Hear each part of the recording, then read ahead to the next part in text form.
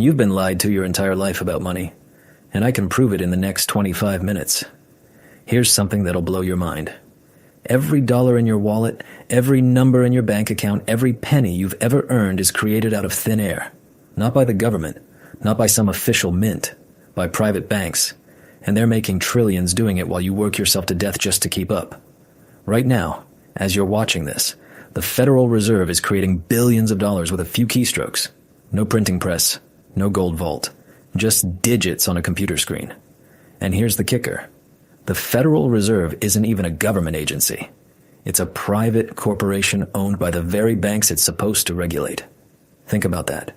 The institution that controls every dollar in America, that decides whether you can afford a house or a car, that determines if you'll have a job next year, isn't accountable to you. It's accountable to Wall Street. Most people spend their entire lives using money without understanding how it actually works. And that's not an accident. The system is deliberately complicated, wrapped in jargon, hidden behind closed doors. Because if everyone understood how it really operates, there would be riots in the streets. By the end of this video, you'll understand more about money than 99% of Americans. You'll know why your paycheck buys less every year even though you're working harder. You'll know why housing is unaffordable, why student debt is crushing an entire generation, why the rich keep getting richer while everyone else is treading water. And most importantly, you'll know what to do about it. So let's pull back the curtain. Let's expose the biggest scam in human history. Let's talk about how the U.S. money system really works. We need to go back to 1913. America's in crisis. Banks are collapsing left and right. People are storming banks, demanding their money back. The economy is in chaos, and a group of the most powerful bankers in the country secretly meets on Jekyll Island off the coast of Georgia. Officially, they're just on a hunting trip, shooting ducks. In reality, they're writing the blueprint for America's central bank. On December 23, 1913, when most of Congress had left for Christmas break, the Federal Reserve Act gets passed. An organization is born that will control the dollar for the next 100+ years. The Federal Reserve. The Fed. Here's where it gets interesting. The name Federal Reserve System sounds like a government agency, right? Like it's part of the government, like the Treasury Department or the IRS, but it's not. The Federal Reserve is a private organization. Yes, it has a government mandate. Yes, its chairman is appointed by the president, but in structure, it's an independent entity owned by private banks. Let me explain with a simple example. Imagine you're playing Monopoly with friends. You all agree that one player will be the banker. He hands out money, controls the bank, enforces the rules. But he's also playing the game. He can buy properties, build hotels, win. See the conflict of interest? That's basically how the Federal Reserve works. It controls the money system, but it's made up of representatives from the biggest banks in the country. The Federal Reserve consists of 12 regional banks across the country. The most powerful is the Federal Reserve Bank of New York. These regional banks are owned by private commercial banks. Yes, they're required to buy shares in their regional reserve bank, but they also receive dividends on those shares, 6% guaranteed every year. Nice business, right? Now here's the key. The Federal Reserve has two main functions. First, control the money supply in the country. How much money should be in circulation? Second, set the key interest rate, essentially the price of money. Everything depends on this rate. Mortgages, car loans, credit cards, business loans, absolutely everything. When the economy overheats and inflation rises, the Fed raises rates. Money becomes more expensive, borrowing becomes unattractive. People spend less. The economy cools down. When a recession hits and the economy slows, the Fed lowers rates. Money gets cheaper, loans become more accessible, people spend more, the economy speeds up. Theoretically. In practice, it's more complicated. Here's a recent example. 2008, the financial crisis. The housing market collapsed. Banks were on the brink of bankruptcy. People were losing their homes and jobs. What does the Fed do? It drops rates to almost zero. Basically zero for 7 straight years. The idea was simple. If money is nearly free, everyone will borrow, spend, invest, and the economy will recover. What happened? On one hand, the economy did recover. Unemployment fell. The stock market soared. On the other hand, this free money went mostly not to ordinary people but to big corporations and banks. They bought back their own stock, inflated valuations, got rich. Ordinary people continued to struggle while the wealthy became even wealthier. Inequality grew to historic highs. Now let's get to the most interesting part: how money is actually created. I'm about to reveal a secret that will completely change your understanding of the financial system. Ready? Most people think the government prints money, that somewhere there's a huge factory where machines stamp out dollars day and night, and these dollars get distributed through the economy. That's true, but only partially. Physical cash, bills, and coins make up only 3% of the total money supply in the economy. 3%. Where are the other 97%? The rest of the money is just numbers on a computer screen, electronic entries in banking systems, and here's where the magic happens. This electronic money isn't created by the government or the Federal Reserve. It's created by ordinary commercial banks. Yes, that bank on the corner of your street creates money, literally out of thin air. Listen to how this works. You walk into a bank and ask for a loan to buy a house. $100,000, let's say. The bank checks your credit history, assesses the risks, and says, "Okay, we've approved your loan." What does the bank do next? It doesn't go to its vault for cash. It doesn't withdraw the money from someone else's deposit. It just opens a computer program and types in a number, $100,000 in your account. That's it. Money created. It didn't exist a second ago. Now it does. The bank literally created $100,000 by pressing a few keys on a keyboard. Sounds like fraud? Like a scam? But it's completely legal. More than that, the entire modern economy depends on it. This system is called fractional reserve banking. Here's how it works. A bank is required to keep only a small portion of all deposits in reserves, usually around 10%. The rest it can lend out. But actually, it's even crazier. When a bank makes a loan, that money doesn't disappear from reserves. It's created from scratch. Let's break it down with a concrete example. You have $10,000 and you deposit it in a bank. The bank must keep $1,000 in reserves and can put $9,000 to work. It loans $9,000 to another customer. That customer buys something, the seller receives $9,000 and deposits it back in the bank. Now the bank has not $10,000 but $19,000 in deposits on its balance sheet. From these $9,000 it again keeps 10% in reserves and loans out $8,100 to the next borrower. And so on. The same initial sum of $10,000 turns into $90,000 or even $100,000 in loans. That's how the banking system creates money. Economists call this the money multiplier. It's basically legalized financial alchemy. Now you understand why banks love making loans so much? Each loan isn't just interest income. It's the creation of new money that the bank profits from. The more loans, the more money in the system, the more profit for banks. Now pay attention. This is important. What happens if all depositors simultaneously come to the bank and demand their money back? Right. The bank collapses. Because it physically doesn't have that money. It loaned it out. It only has 10% in reserves. This is called a bank run, and it's every banker's nightmare. That's exactly why deposit insurance exists. In America, that's the Federal Deposit Insurance Corporation, FDIC. The government guarantees that if a bank goes bankrupt, depositors will get their money back, up to $250,000 per account. This creates confidence in the system. People stay calm, runs don't happen, banks continue creating money out of thin air. But here's the question. Where would the government get the money to return to depositors if several large banks collapse simultaneously? Right. It would print it. Or more accurately, create it electronically. And that's inflation. Devaluation of money. A vicious circle. Let's move forward. Now let's understand how the Federal Reserve actually manages this system. Besides setting interest rates, the Fed has another powerful tool. It's called open market operations. Sounds boring, but this is the foundation of all monetary policy. Here's how it works. When the Fed wants to pump money into the economy, it buys government bonds from banks. Where does the Fed get money for purchases? It creates it. Literally. The Federal Reserve just enters numbers into a computer and creates money to buy bonds. Banks receive this freshly created money, put it in reserves, and now can make even more loans. The money supply grows. When the Fed wants to remove money from the economy, it does the opposite. It sells bonds to banks. Banks pay for them, the money goes back to the Fed, and essentially disappears from the system. The money supply shrinks. Sounds logical, but there's a nuance. The Federal Reserve doesn't buy some abstract assets. It buys debt obligations of the American government. Government debt. This means that the more the government borrows, the more money the Fed can create.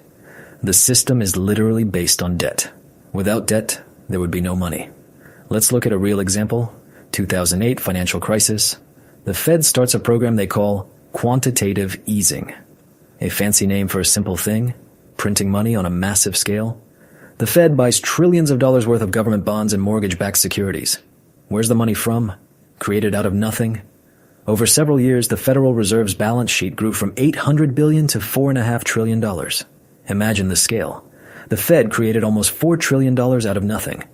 Then the pandemic hit in 2020, and the Fed created several more trillion. Right now, the Fed's balance sheet is around $8 trillion. Where did all this money go? In theory, it should have flowed into the real economy, helped ordinary people, small businesses. In practice, most of it settled in the financial system. Banks got cheap money, invested it in stocks and bonds, inflated bubbles in the markets. Asset prices skyrocketed. Who owns assets? Rich people. They got even richer. Ordinary people who don't own stocks and bonds got nothing. Except inflation. So much for monetary policy.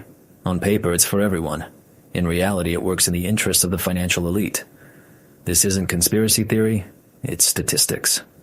Over the past 15 years since the 2008 crisis, the wealth of the top 1% has grown many times over, while real incomes of the middle class stagnated or even fell when adjusted for inflation. Now let's talk about the national debt. This is a key element of the entire system. America's national debt is now over $35 trillion. Think about that number. 35 trillion. That's more than the country's annual GDP. Every American, including infants, owes about $100,000. How did the country even get to this point? It's simple. The government spends more than it collects in taxes. Every year there's a budget deficit. To cover the deficit, the government issues bonds, IOUs, a promise to return money with interest after a certain period. Who buys these bonds?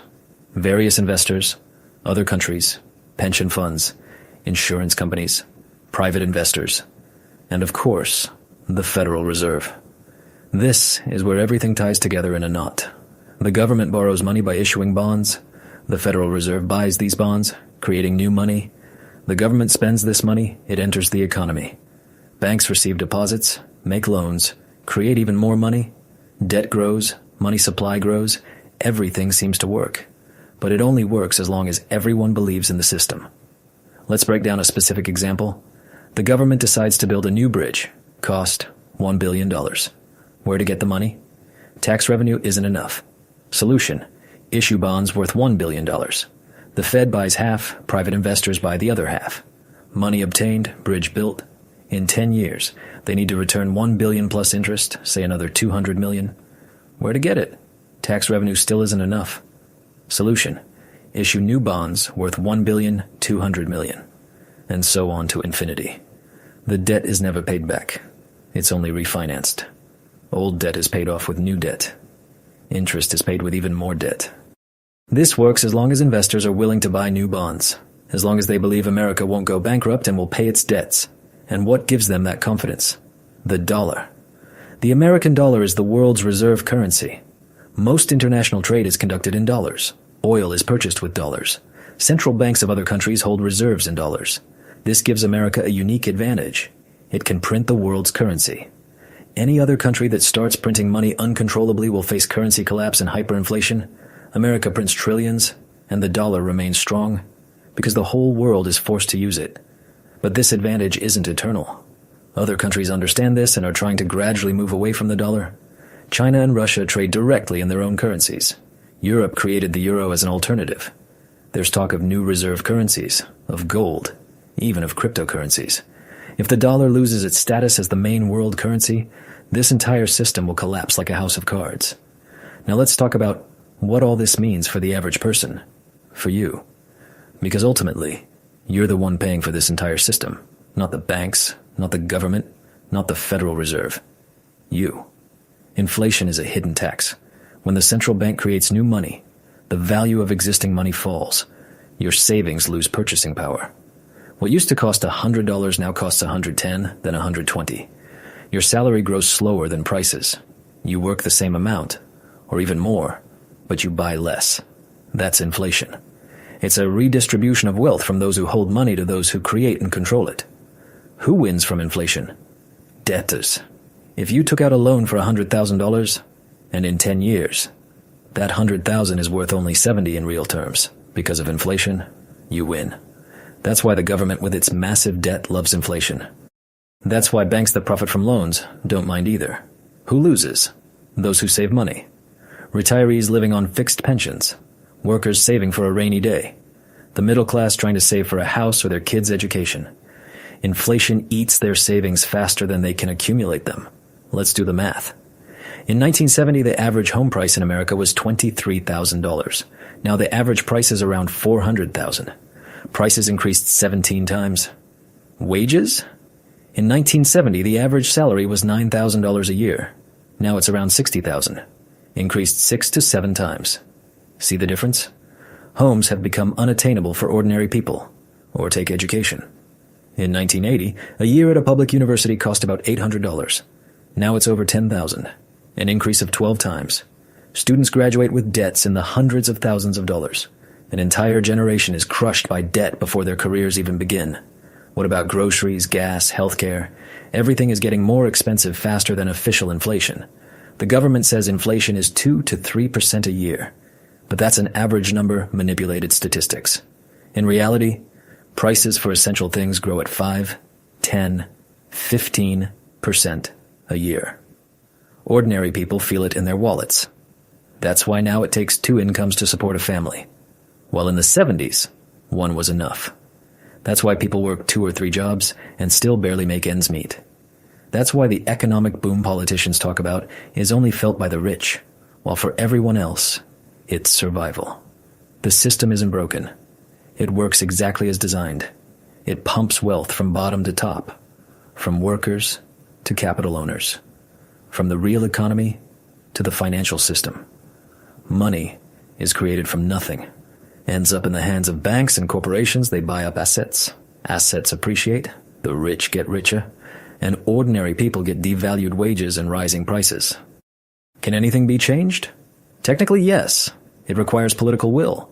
The Federal Reserve could be reformed, made truly public, accountable to the people, not to banks. Money creation out of thin air could be banned, returning to 100% reserve banking. National debt could be limited, forcing the government to live within its means. Honest money could be introduced, backed by something real, not just debt promises. But let's be realistic. Those who control the system will never voluntarily give it up. For them, it's perfect. Banks earn trillions. Politicians get unlimited financing for their programs through debt. The wealthy multiply their fortunes through asset inflation. Why would they change anything? Change is only possible in 2 ways. Either through a massive popular movement, when millions of people take to the streets and demand reforms, or through the collapse of the system, when debt and inflation reach a critical point, confidence in the dollar evaporates, and everything falls apart. History shows that usually the second option is chosen. Systems don't change from awareness of problems, but from catastrophes. So what should you personally do right now? Because waiting for collapse or revolution isn't exactly a practical strategy, right? Here are some tips on how to protect yourself in this system. First, education. What you're doing right now. Watching this video, understanding the system, that's already a huge step. Most people don't understand how money works at all, so they're easy to deceive and rob. Knowledge is power. The more you understand the system, the better you can navigate it. Second, assets. In a world of inflation, holding cash is unprofitable. It loses value. You need to convert money into assets that grow in price along with inflation or faster. Real estate, stocks, business, even gold and cryptocurrencies. Anything that preserves or increases value over time. The wealthy understand this. That's why they own assets. The poor keep money in savings accounts with tiny interest rates and get poorer every year. Third, debt. Debt can be a tool. In conditions of inflation, taking cheap debt at low interest rates and investing in assets that grow faster makes sense. That's what corporations do. That's what the rich do. But it's a double-edged sword. Debt must be controlled, must work for you, not enslave you. Credit cards with high interest, consumer loans for junk, that's the path to the pit. Fourth, Diversification. Don't put all your eggs in one basket. Don't keep all your money in dollars, in one bank, in one country, in one type of asset. The system can malfunction at any moment. A bank can go bankrupt, a currency can collapse, a market can crash. If you're diversified, you'll survive any storm. Fifth, skills. Ultimately, your ability to earn is more important than any savings. Invest in yourself, in your skills, in education, in health. Develop multiple income streams. Become a valuable specialist, an entrepreneur, a creative person. Someone who knows how to create value won't be fooled by any monetary system. And the last thing, the most important, don't panic. Yes, the system is unfair. Yes, it works against ordinary people.